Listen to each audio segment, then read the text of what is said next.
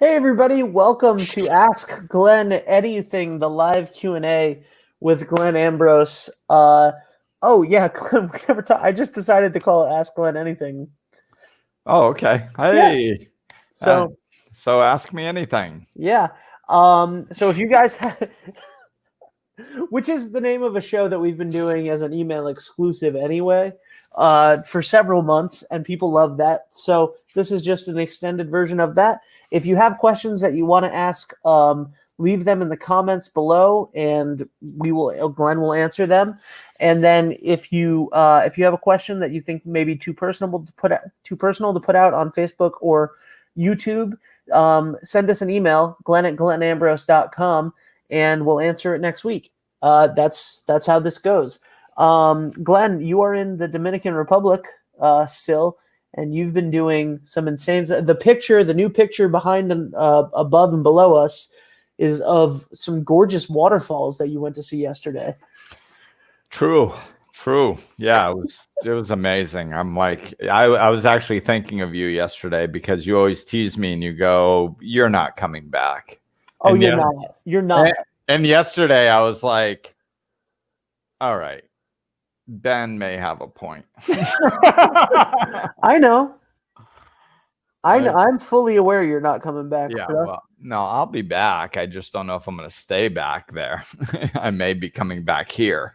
Right. But yeah, yesterday was my jam, man. I mean, I really enjoyed everything that I've done here, but yesterday was like off the chain. It really appealed to the physical aspect of me. We did some hiking into the mountains and plus elevation. I mean, one of my favorite things about the Northeast was the mountains, like in New Hampshire and stuff. I really enjoy hiking and the elevation, which Florida doesn't have, So yeah, to be around here and just to see the mountains and the beauty and it's just a whole nother level of beauty. And then the crystal blue waters. I mean, it's like, seriously, I mean, this is insane. It's just, and just swimming in it. I mean, like we're sitting in water at the base of waterfalls, and it's like swimming in sparkling water because all the bubbles are like going all over your body and stuff, like all the oxygen and stuff. I mean, come on, it's almost not fair. You know what? We have a tornado warning right now in Rhode Island, so that's cool. But so thanks for that, Glenn. I do have a clock now behind me. Wow. I have some stuff behind me.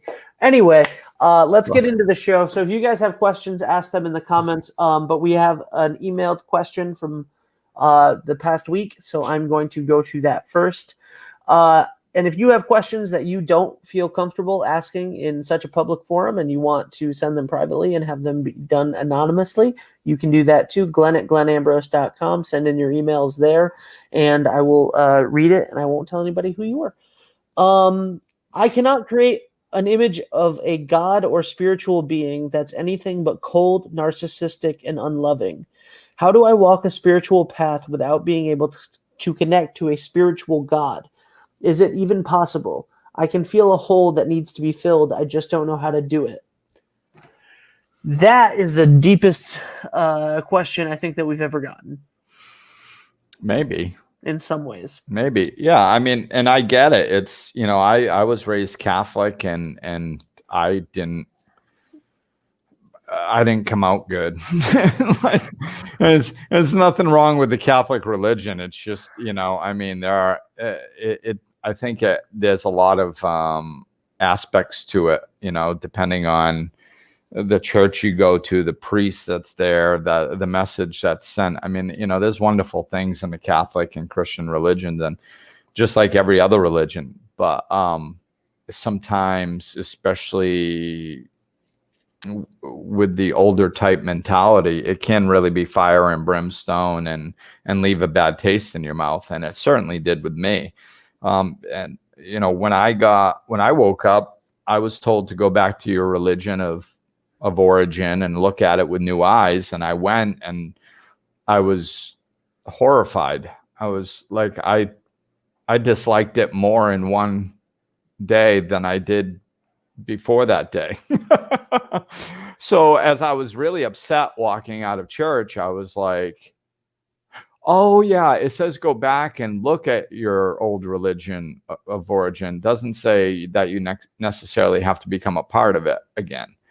So I didn't. So I was like, okay, it's not for me. And I researched a lot of other religions, and I started finding holes in the dogma in all of them. And I was like, well, I like some things that a lot of them say, but I don't like some of the dogma that each of them have. I find problems with all of it. So I just decided to go with the straight spiritual stuff that I believe flows under all religions, and those are the spiritual truths. The things that Jesus said were all very spiritual. They're all based in love. And, when we look at those teachings, it's all I see is love through Jesus's teachings. It's the other parts of the Bible and the preaching that don't necessarily align with my spiritual outlook. So I just went for straight spirituality. And then, so I think this question kind of has two answers, and it might depend on the person. It's one, you can kind of go in a direction where you don't believe in any type of loving God, and you can still move forward. And I touch on that a few times in my book. And I'll go into that more in a minute. Remember that, Ben, okay? So you can bring me back there. Sure, you touch on the yeah. So, and then the other thing is really the spiritual perspective. And it's like, when I was reading the question, it says, I cannot create an image of a God or spiritual being that's anything but cold, narcissistic, and unloving. And that's not true. Because it says, I cannot create an image of a God or spiritual being that's anything but cold. No, you can create an image of a God that's not cold. You can. The reason that you're having difficulty with it is because what you're basing it on is your past. You have a problem with the past. And you're saying, if I include what I learned in the past, then I can't create something different in the future. Well, no, you have to let go of the past, and then you can create an image of a loving God in the future. But you have to let go of like, if your mentality is that God is mean and vindictive and will, strike you down, then yeah, as long as you hang on to that, you can't create a vision of a loving God. Like if I say I hate apples. Well, as long as I'm telling myself I hate apples, every time I take a bite of an apple, I'm going to hate an apple because I hate apples. But if I go, hey, maybe I used to hate apples, but now it's different. Maybe if I try a specific kind that everybody's telling me is good, maybe I'll like it. Then maybe you can create something different. But as long as you're latched on to an old belief system that you hate God, then yeah, you're not going to be able to create one. So it's not that you actually can't create one. It's that you need to let go of the past to create one. And that's what I had to do, because I saw, and basically the way I did it is I looked at it. I had heard something in another fashion that I applied to this, and it said, if you have any prejudices, and I believe it was talking about against people, if you have any prejudices, it will block you in your spiritual growth. You can't be prejudiced against any group of people and grow spiritually. You will hit a wall. It's just because prejudice isn't loving, and spirituality is. So eventually it's going to become a roadblock at some point. So I looked at it right the same way. And I said, well, if I'm going to grow spiritually, I need to let go of this resentment that I have and this prejudice against religions. And I didn't do it on God per se, because I kind of had figured that there was some sort of power greater than myself out there by then. But I just looked at it at the religions, and I said, okay, I have a resentment towards the Catholic religion. Actually, I have several of them. And once I worked through those, and one of them was money. And once I understood that it actually, the Catholic Church does a lot of good things for a lot of people with money, and they have for a number of. They definitely do. Right, and I mean that's documented and true. Now they might do some wrong things too, but in my opinion, but they do a lot of good things, and we can't just wipe that off. I mean, there's a lot of good that's come from it. So I was like, okay. And plus I started understanding money differently in general. It's like, I looked at it and I said, okay, well, I don't seem to have a problem. I don't really like it, but I don't seem to have a major problem societally. Society doesn't have a major problem that movie stars and recording artists and athletic sports stars make multiple millions of dollars a year, and they don't do anything as a general rule to help humanity. So, what's the problem with a church, any religion, having energy flow to it in the form of money, where every religion does do good for humanity? I would rather see money going into religions, whether I follow them or not. Because at least a portion of their proceeds is going to help people, Yeah. Whereas, the famous people, of course, some are helping, but it's a lot less than the organized religions. So I was like, oh, okay, I understand that funneling money into those directions actually makes more sense than funneling it to a lot of other directions that we do. And, and Mother Teresa was a big part. I was like, Mother Teresa, man, I mean, she did some amazing works. And if somebody can take the Catholic religion and use that to do that much good for humanity, then there can't be something wrong with the religion. It can't be, because it was her formula to produce this much good. So there can't be something wrong with the path. There must just be something wrong with the way certain people use the path. I mean, I think sometimes there are priests who, mess around with minors in an inappropriate way. That's wrong. It shouldn't be happening. But that's not the religion's fault. That's that person's fault, and there's higher ups that hit it. I grew up in Boston in the 80s, outside of Boston. I was around all this stuff, so like it hit home, and I had to make sense of it and say, you know what? I don't agree with the church backing them, but that doesn't mean that Mother Teresa didn't do amazing works, and other people in that religion haven't done amazing works. There's nothing wrong with the path. There's something wrong with some of the people in it, just like every other area of society.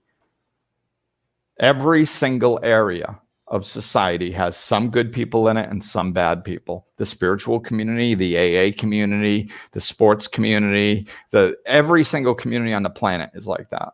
So, like, stop judging the community as a whole because of the actions of some of the few, that rotten apples, So Right. That's really how I made sense of a lot of my prejudices and, hey, Mike, and issues that I had with the church. And then once I got past those and understood that it's a very effective pathway for many people to do wonderful works in their own lives and in the lives of others, then all of a sudden I was like, oh, well, that's not, then I'm good, Yeah. So that's how so that is one way that you can work through prejudices, to make your version of that and start looking the things that you have a problem with. You have a problem with specific things.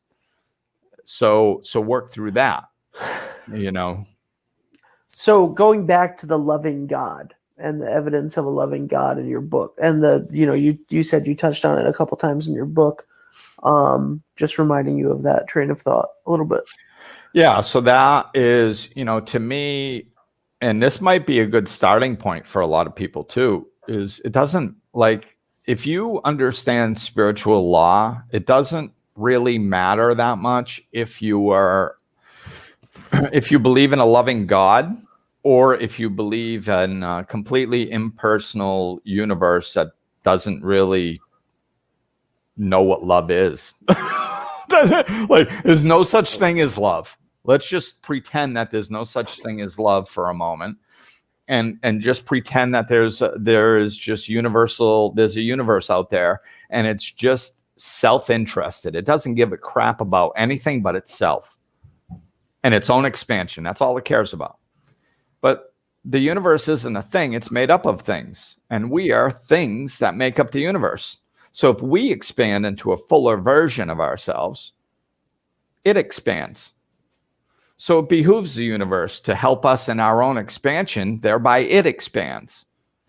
So even if you don't believe that there's a loving God, and like, I'll take it one step further. Let's just say the universe just goes, well, I have to make these idiots that are part of me do certain things. And those things are going to result in their expansion. Therefore, I expand. So how can I guide them? How can I set up a system that gets them to do what I want them to do so that I will expand? I have to have some sort of a system. So the system I'll create is I'll give them this energy that makes them feel good. I won't call it love because it's impersonal. I'll just send this thing that makes them feel good. And when they do something that expands them, and when they do things that don't expand them, I'll make them feel bad. That way, because I mean, any being is going to lean towards what feels good and lean away from what feels bad. So we'll just, whatever expands them, I'll make it feel good. That way they'll lean towards doing it more often, and I'll continue expanding. So even if that were the case, no love, no God, no nothing, just a selfish universe that wants to expand. The laws work the same way. It's all stacked in our favor. We still need to follow what brings us joy. We still need to express love to expand. We still need to become fuller versions of ourselves, which is what the spiritual walk is all about. So if that's what you need to, tell yourself, or that's what rings true for you. I mean, I don't know if it's true. Maybe it is. I'm not God. I have no flipping idea what's true and what's not. I'll figure it out when I get on the other side. I know it feels right for me, and I do that. But I mean, I don't, at the end of the day, maybe that is the truth. I don't know. So my question there is, now, what about playing devil's advocate, right? I think that the reason this questioner asked about, the only thing that they can think of is a narcissistic, cold God, if any at all. And I think that when things are so bad, when you have it feels like there's a lot of examples right now, but there's a lot of examples throughout history of wars, famines, children dying, wildfires, natural disasters, the hurricanes that are just destroying so many lives right now, as we speak. Like the horrors that can come with this life. When people look at all of that, they have a hard time imagining a loving creator. How do you reconcile that? Well, I tell people, go watch The Shack, the movie. I mean, that is one of the best movies, and I think it does a masterful job. I mean, it's a great book, but when do you like the movie better than the book? Never. For me, always, because I don't know how to read. Right. Yeah. So you're a unique situation, but But no, seriously, most often the book is so much better because you use your own imagination and just you can dive into it so deeply. And I think there are huge benefits of reading the book, The Shack. It was wonderful. But the movie, man, I love that movie. And I think it does. I tell people watch it all the time. And I think it does a masterful job at explaining the relationship we have with God. And it's, one of the aspects of that is like, when you're caught up in your pain, it's all you see. You don't see God. All you see is your pain. So like we have to loosen our grip a little bit and understand that, one, we have free will, because that's how our relationship with a loving God is. That's what it's based on. So it's based on free will.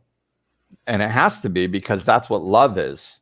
If you're trying to believe in a loving creator, you must believe that we have free will, because if you don't, then there's no such thing as a loving relationship. All it is control. I've said this many times. As soon as God goes over and says, Glenn would be happier over here, that's what's best for him, and he should be over here. And as soon as God picks me up and moves me over 3 inches against my self-will, the whole world would implode, because the whole system is based on love, unconditional love, and control is not love. Even if it's in somebody's best interest, that's manipulation. If I say, I know better than you and you don't want to do this, and I'm going to make you do that, that's control. That is not unconditional love. Love is, you know what? It's your call. You can do whatever you want. If you want to turn to me, I'm here, and I will help you, and I will love you, and I'll always be here. But you can run away from me as far as you want if you choose. And the moment you turn around, I'll be there. As soon as you look for me, you'll find me. But it's got to be your choice. You have to choose me, because otherwise it's control. So, why are there problems all over the planet? It's because everybody is turned away. I mean, people who are not living a spiritual existence, not living well, and they're wondering why things aren't going well. Well, you're not in alignment with the truth of who you are. You're not in alignment with the universe. You're not in alignment with the loving God. You're not in alignment with anything, and you wonder why things don't go well. It's because you're in misalignment with every natural law that ever existed. That's why, So, like, we have to understand that it's unconditional love, and that's the foundation for everything. And then, as far as the disasters, it's like, in that movie, it says, like, just because something bad is happening doesn't mean I orchestrated it.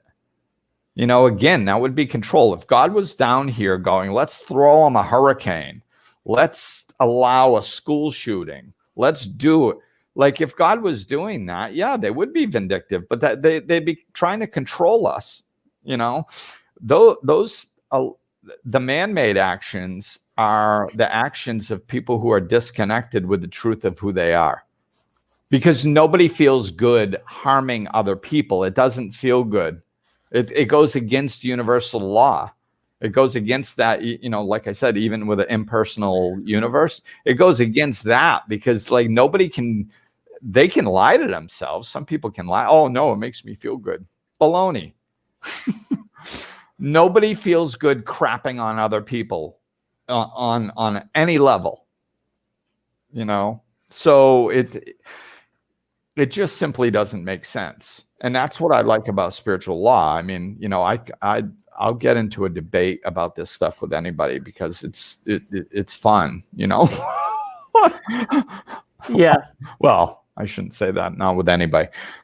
Right. Let's go to a new question. Yeah. So Diane says there's so much biases that happen automatically without thought. Can you speak about steps to keep these in check? Also, why are we getting more sensitive and judgmental of others as a society? Well, I'm gonna hit the last part first. We're getting more sensitive and judgmental because we're trying to awaken. It's contrast. It's, how do you see things clearer? You turn up the contrast. So Right. it's getting really, really clear that, like a friend said this years ago, and I think it's more true now or more obvious now than it was even back then. It's like, when are we going to get to the point where we're starting to see that all our opinions don't mean crap? We are arguing over nothing all the time. And at some point, we have to realize that. At some point, our eyes have to open up and go, I've been arguing with most people over stupid stuff, and it doesn't really affect anything. Like, nothing ever changes. Nothing ever, like, nothing gets better. Like, all this arguing, like, we've been arguing for almost 4 years. We've been arguing for 4 years straight. I mean, really, as a society, like nonstop, 4 years, incessant, constant arguing. Has anything gotten better? And then we wonder why there's a pandemic. I mean, nature is going, guys, stop. Like, just hit the brakes for a minute, man. Look around at the way you are living. Look around at the way you're treating each other. Look around at the stupid things you're arguing over. Look at how easy it is to take your consciousness off the point and have you arguing about something that doesn't even matter, like verbiage. Look at how easily you're distracted. At some point, you have to wake up and go, what we're doing isn't working. It's just foolishness, And there's a lot of people that are waking up right now. And, when I talk to them, like all the people on spiritual paths, most of the people that I talk to and that are really applying themselves to the spiritual paths, their lives are getting better and better, and they're getting more and more at peace. And the people who aren't leaning into spirituality and who are continuing to argue are getting more and more frustrated. Yeah, that's because suffering leads to an awakening. That's what it doesn't have to, but it's because we won't pay attention to anything else. So when you get to the point where you're saying to yourself, I can't live like this anymore, then maybe you'll start looking for another way to live. And that's why it's getting worse in a lot of ways, because it's the people who aren't waking up. They just keep banging their head into a wall and going, geez, I'm not sure why this doesn't work. Well, I don't know. Maybe turn around and try a different way. You could give that a shot. Because what you're doing obviously isn't working. The people who've been arguing for the last 4 years, that's sure as heck isn't helping anything. The world hasn't gotten better. It's just gotten more divided. That kind of leads into there's so much bias that happens automatically without thought. Can you speak about steps to keep that in check?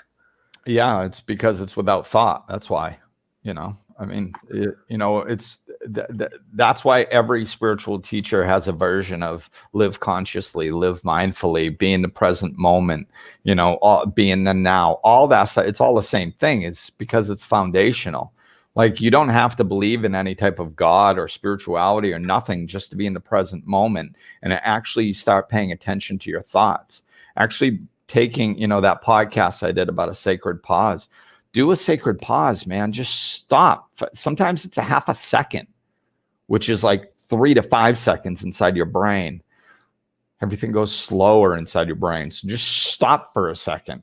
And it seems like, well, it actually goes faster. That's why it seems longer. So you could stop for a half a second and it feels like 5 seconds in your brain, But take a sacred pause. Wait a day before you send an email. Don't comment on something. Even if the more I feel I'm right about a subject that's external, I don't care, man. I'll go in on spirituality. But anything else, if I don't care how much I know in my head, the more I think I'm right about something that's external, the more I know that I shouldn't respond. Like, because that's my ego. Because I don't know. I mean, I'm not God. How do I know? I don't know anything. Nobody really knows anything. We just believe stuff and we lean into it. And if I latch onto something, I'm like, this has got to be true, and I'm going to prove it to 14,000 people, and let me tell you what. That's all ego. It's all ego. So the more you think you have to jam it down somebody else's throat, the less you believe it.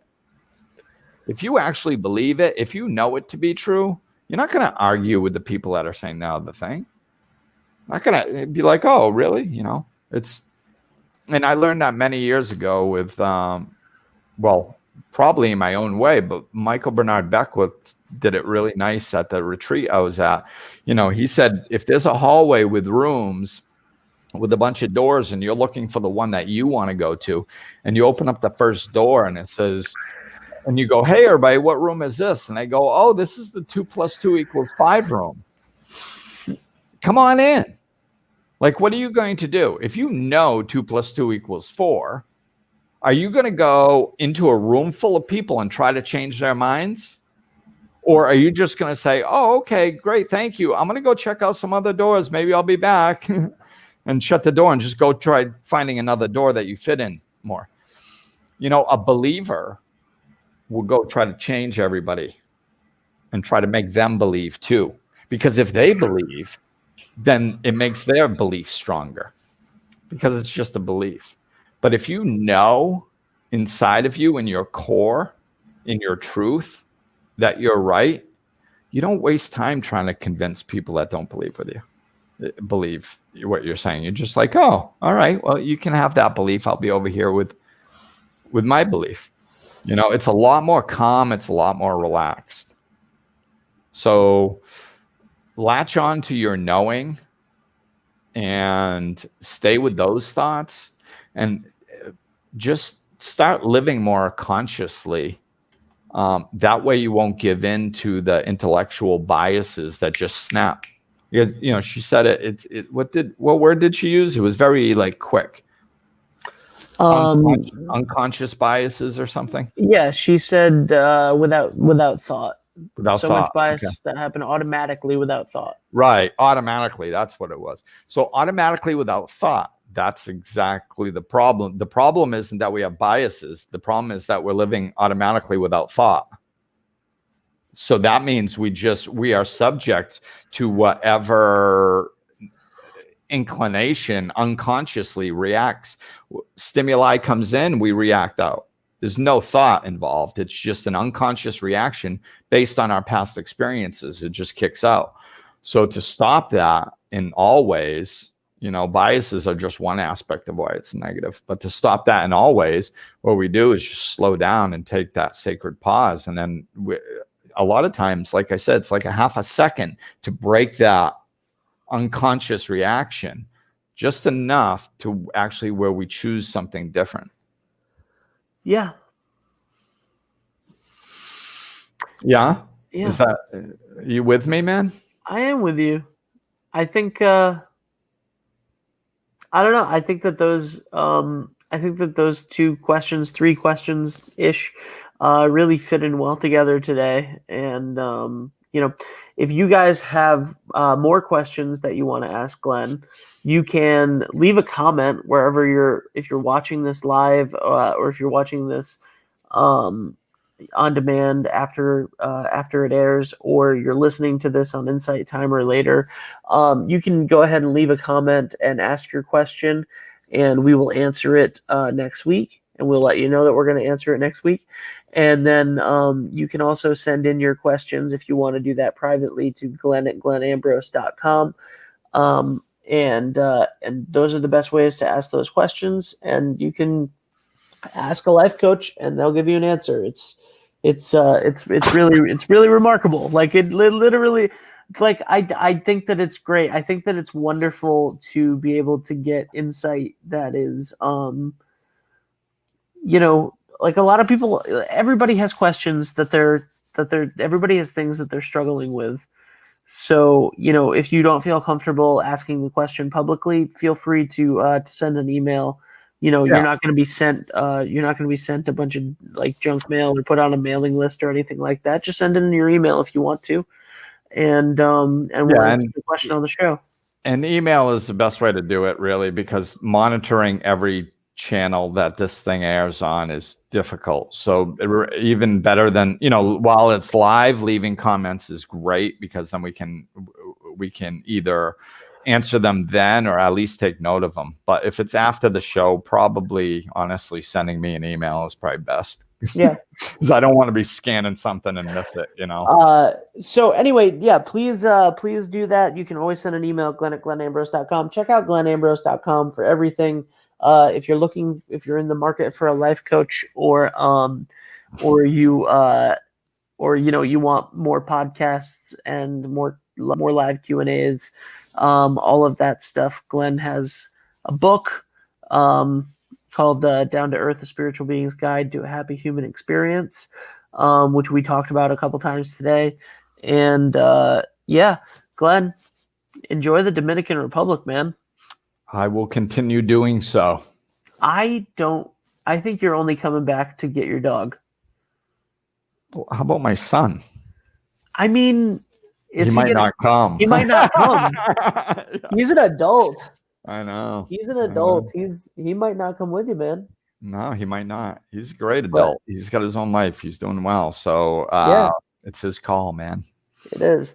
So anyway, enjoy the Dominican Republic. Please, we have a fun podcast coming out soon, where you sort of detail the spiritual journey and the rejuvenation things that you've been up to in the Dominican. And I think that's awesome. So check out that podcast when it comes out, I think in like a week and a half. Yes. All That's right. it. So thanks for watching, everybody, and tuning in, and send your questions and tune in. Next week you guys can host some live watch parties and stuff too. And so, because you get an opportunity to get some free advice. So hop on it. So thanks for watching, everybody. We'll talk with you soon.